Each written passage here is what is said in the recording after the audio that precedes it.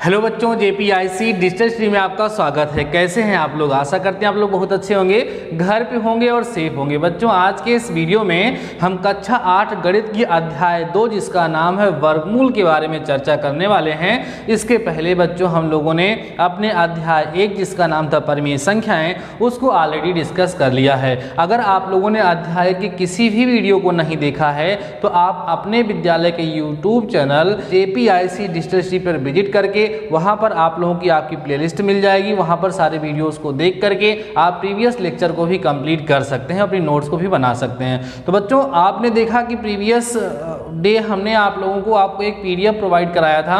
उस पीडीएफ में बच्चों हमने लिखित मटेरियल आपको दिया था वर्गमूल के बारे में। आज उन्हीं सारे के सारे टॉपिक्स को हम लोग कवर करेंगे वीडियो के माध्यम से। अच्छी गुणवत्ता प्रदान करने के लिए हम दोनों तरीके से आपको मटेरियल प्रोवाइड करा रहे हैं, वीडियो के माध्यम से भी और पीडीएफ के माध्यम से भी।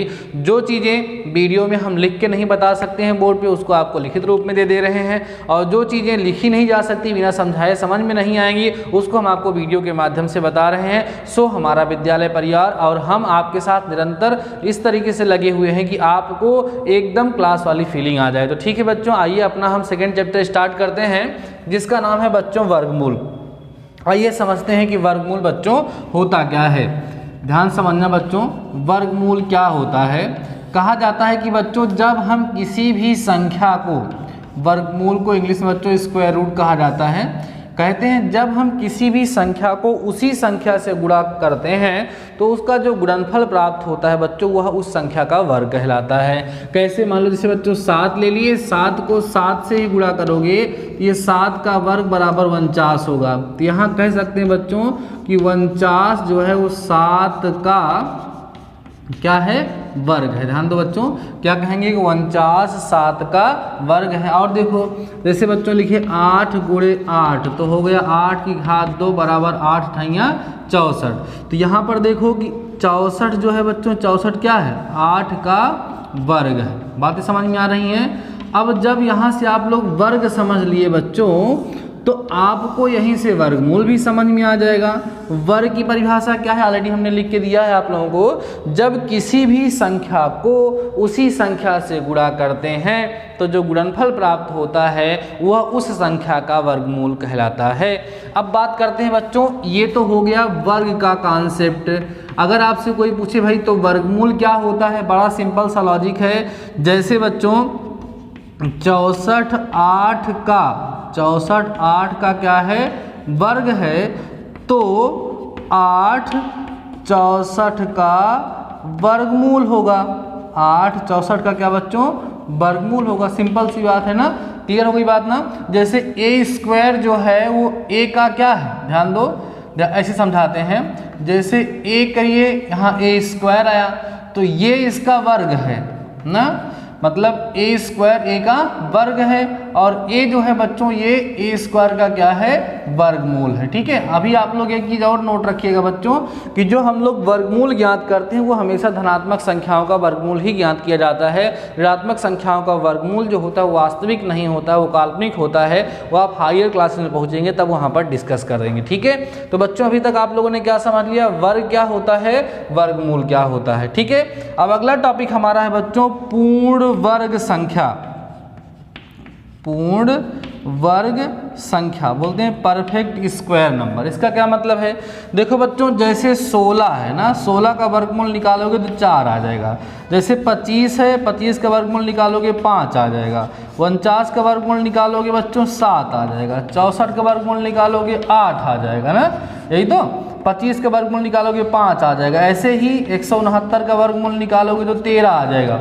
तो जब हम किसी भी संख्या का वर्गमूल निकालें और पूरा उसका वर्गमूल हमें प्राप्त हो जाए, दशमलव में ना प्राप्त हो, तो उस सिचुएशन में वह संख्या पूर्ण वर्ग संख्या कहलाती है। या आप ऐसे भी कह सकते हैं कि जब कोई भी संख्या किसी भी पूर्ण संख्या का वर्ग होती है तो वह पूर्ण वर्ग संख्या कहलाती है। क्लियर हो गई बात ना। जैसे यहाँ पर आपने क्या देखा कि 16 जो है वो 4 का वर्ग है, इसलिए 16 एक पूर्ण वर्ग संख्या है। 25 एक पूर्ण वर्ग संख्या है। 49 एक पूर्ण वर्ग संख्या है। 64 एक पूर्ण वर्ग संख्या है। 169 एक पूर्ण वर्ग संख्या है। समझ गए बच्चों?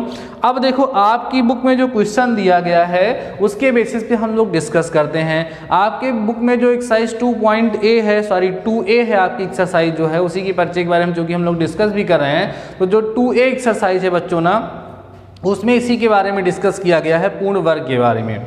तो क्वेश्चन इस बेस पे वहाँ पर पूछे जाएंगे, कोई आपको संख्या दे दी जाएगी और आपसे पूछा जाएगा बताओ भैया ये दी गई संख्या पूर्ण वर्ग संख्या है या नहीं है। तो हमारा अगला टॉपिक है बच्चों पूर्ण वर्ग संख्या की जांच करना या पूर्ण वर्ग होने की जांच।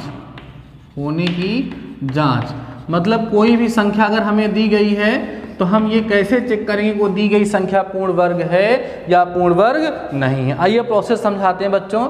जैसे छोटा सा एग्जांपल ले लिए, मान लो 64 ले लिए, 64 पहले तो प्रोसेस सुन लो बच्चों। किसी भी संख्या की अगर इस बात की जांच करनी है कि वो पूर्ण वर्ग संख्या है या नहीं है, तो आप करोगे क्या कि उसका अभाज्य गुणनखंड करोगे, प्राइम फैक्टराइजेशन जो आप लोग क्लास 7 में भी सीखे थे।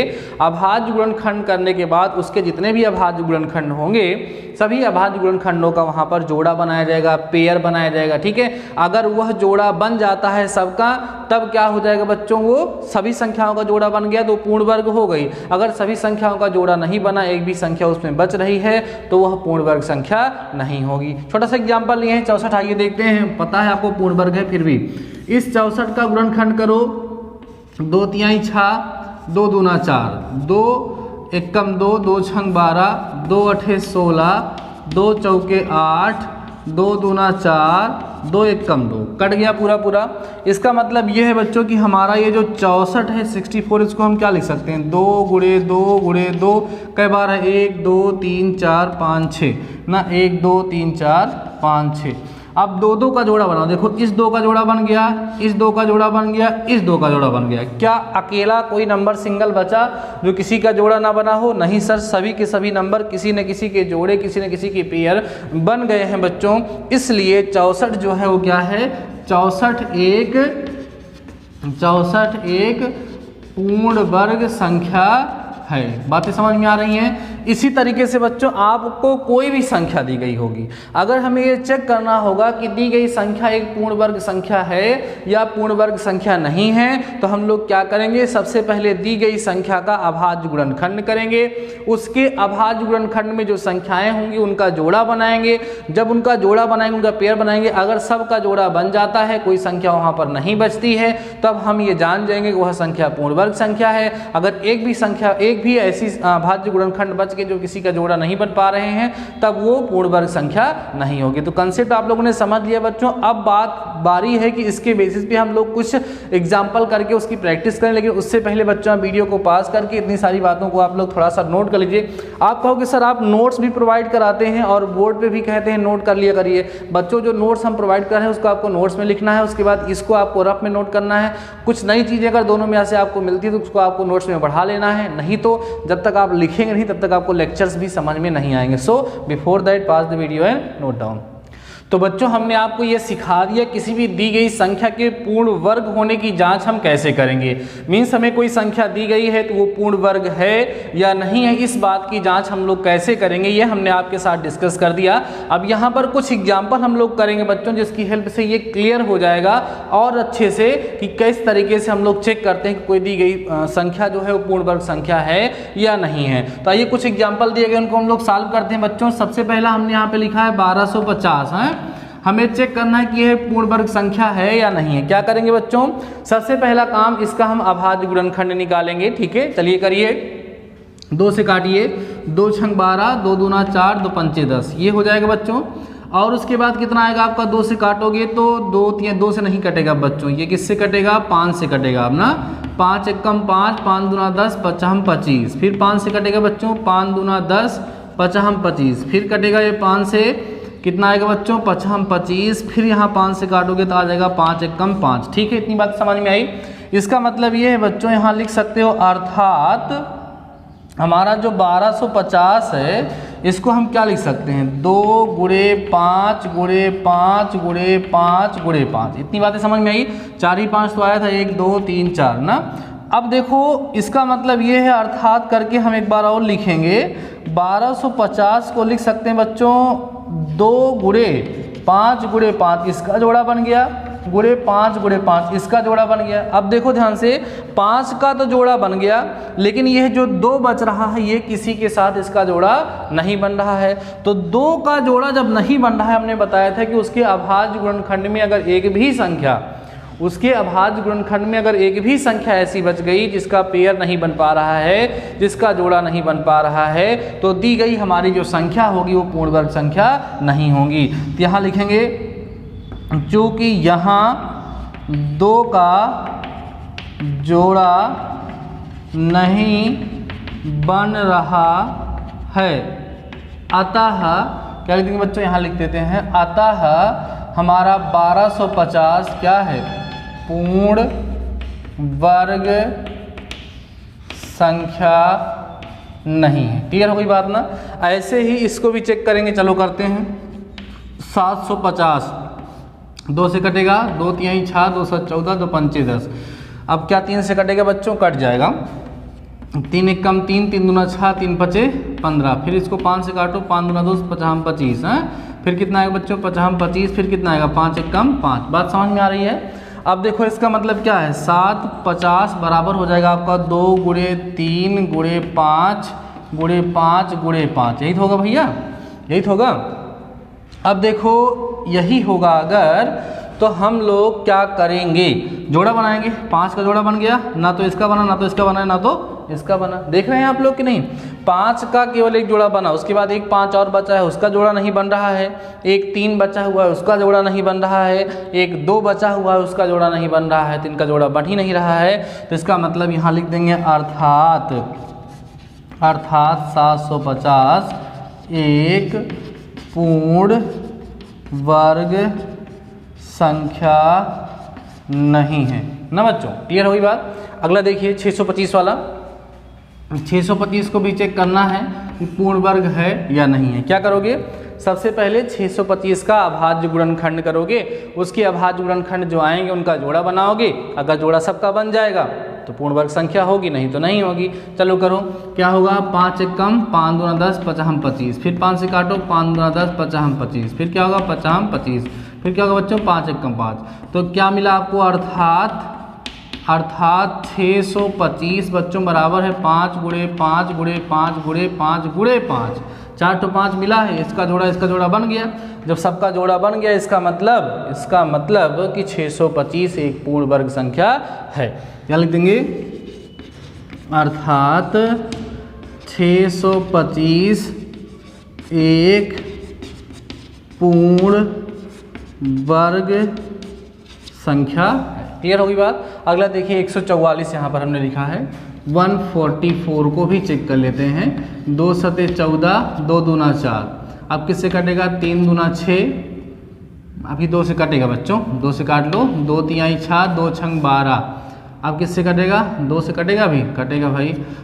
2 1 कम 2, 2 8 16। फिर कितना, 2 9 18। फिर 3 3 का 9 और उसके बाद 3 1 कम 3। कहने का मतलब ये है बच्चों कि 144 जो है उसको आप क्या लिख सकते हो, 2 गुणे 2 गुणे 2 गुणे 2। 4 2 आया है और गुणे में 3 गुणे में 3। अब देखो ध्यान से, यहाँ पर इसका जोड़ा बन गया, इसका जोड़ा बन गया, इसका जोड़ा बन गया। कोई संख्या बची नहीं, कोई भी ऐसे अभाज्य गुणनखंड नहीं बचा जो किसी का जोड़ा ना बना हो। तो सभी के सभी अंकों का जोड़ा बन गया है। इसका मतलब यहाँ लिख सकते हैं अर्थात 144 एक क्या है बच्चों, पूर्ण वर्ग संख्या है। क्लियर हो गई बातें, समझ में आ गया।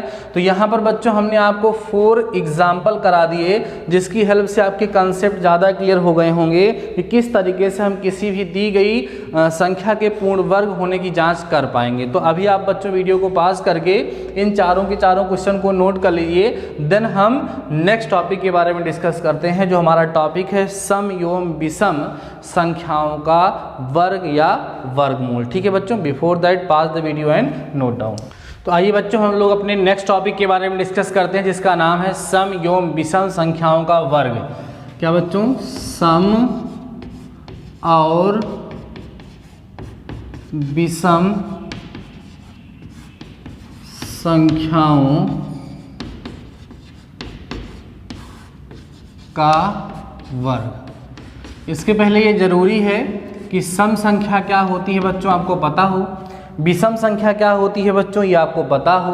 तो सम संख्या क्या होती है बच्चों, ऐसी संख्या जो 2 से पूर्णतः कट जाती है वो सम संख्या है, जैसे 2, 4, 6, 8, 10, 12, 14, 18 ना, ये सब कौन संख्या है, सम संख्याएं हैं। विषम संख्या क्या है, वे संख्याएं जो 2 से ना कटें वो विषम संख्याएं होती हैं। तो बच्चों यहाँ पर हम सम और विषम संख्याओं के वर्ग के बारे में थोड़ी सी चर्चा करेंगे कि जब हम सम संख्याओं का वर्ग करते हैं जो हमें संख्या प्राप्त होती है वो कैसी होती है, और विषम संख्या का जब हम वर्ग करते हैं तो जो संख्या हमें प्राप्त होती है बच्चों वो संख्या कैसी होती है। आइए हम डिस्कस करते हैं। पहले हम पढ़ेंगे बच्चों यहाँ पर सम संख्या का वर्ग, किसके बारे में पढ़ेंगे, सम संख्या का वर्ग। चलो ठीक है स्टार्ट करते हैं। सबसे छोटी सम संख्या 2 ही है, 2 का वर्ग कितना आएगा बच्चों, 4 आएगा।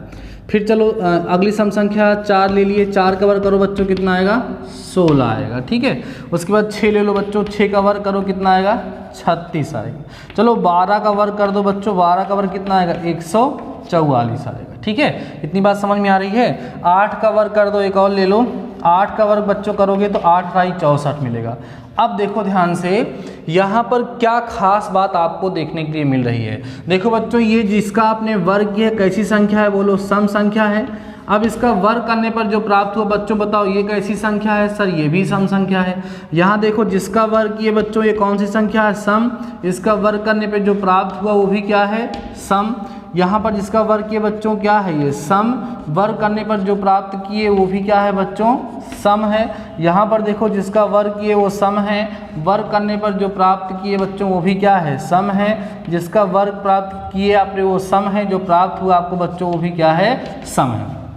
तो यहाँ पर आपको एक पैटर्न, एक निश्चित नियम देखने के लिए मिल रहा है बच्चों कि जब हम किसी भी सम संख्या का वर्ग करते हैं तो उसका वर्ग हमेशा सम संख्या ही प्राप्त होती है। इसको आप लोगों को ध्यान रखना है। अगर आप चाहें तो और भी खूब बड़े बड़े एग्जाम्पल लेकर के आप चेक कर सकते हैं, कितनी भी बड़ी सम संख्या लेंगे, जैसे 528 ले लिया, 528 जो है वो भी सम संख्या है ना।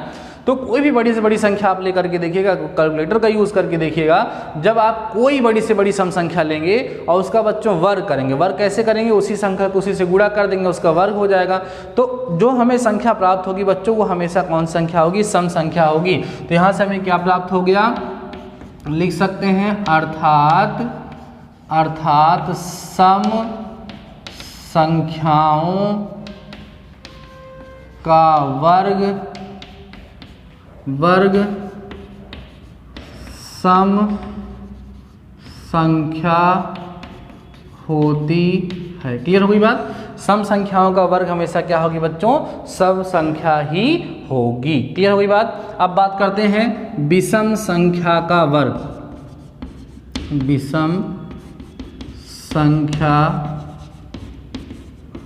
का वर्ग, स्क्वायर ऑफ ऑड नंबर।